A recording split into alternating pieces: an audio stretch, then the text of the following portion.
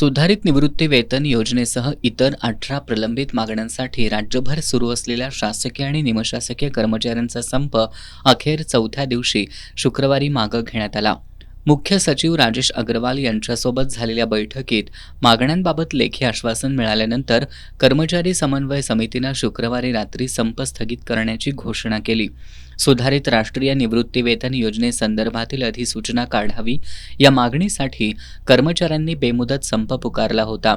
संपामुळे राज्यभरातील विविध शासकीय कार्यालयातील कामकाज ठप्प झालं होतं आणि नागरिकांना मोठ्या प्रमाणात गैरसोयींचा सामना करावा लागला होता. या संपामुळे जिल्हाधिकारी कार्यालय, उपनिबंधक कार्यालय, भूमी अभिलेख, मुद्रांक व शुल्क, सार्वजनिक बांधकाम, जलसंपदा, प्रादेशिक परिवहन, पुरवठा विभाग अशा अनेक कार्यालयांमधील कामकाज ठप्प झालं होतं.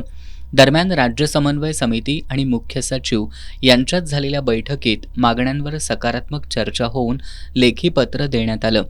त्यानंतर संप स्थगित करण्याचा निर्णय घेण्यात आला, अशी माहिती समन्वय समितीचे निमंत्रक अनिल लवेकर यांनी दिली आहे.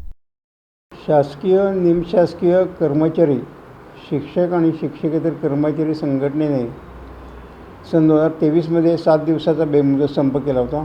त्यामध्ये 17 लाख कर्मचारी आणि शिक्षक सामील होते.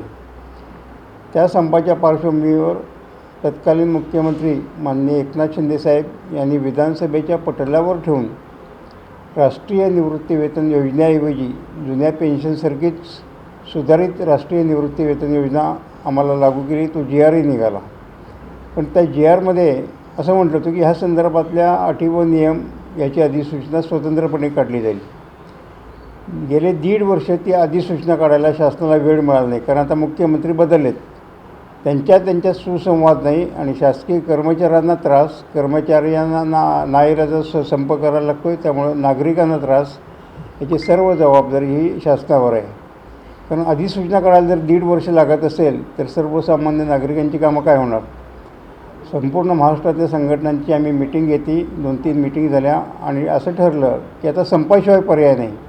या सर्व मागण्या सकारात्मक असल्यामुळं काल संध्याकाळी 5 वाजता लेखी स्वरूपात दिल्यानंतर लगेच तातडीने संध्याकाळी 6 वाजता आम्ही ऑनलाईन बैठक घेतली महाराष्ट्रातल्या सगळ्या संघटनांची. 89 संघटना त्यामध्ये सहभागी झाल्या होत्या. जवळपास 80-85 संघटनांनी सांगितलं की सकारात्मक निर्णय झाला आहे आणि आपली मुख्य मागणी मान्य झालेली आहे.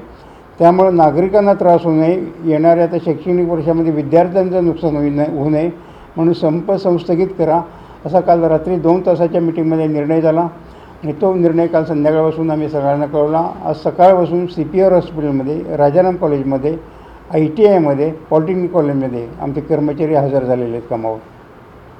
शासकीय कर्मचाऱ्यांनी संप मागे घेतल्यानं आता सोमवारपासून शासकीय कार्यालयातील सेवा टप्प्याटप्प्यानं पूर्वपदावर येण्याची अपेक्षा व्यक्त केली जाते.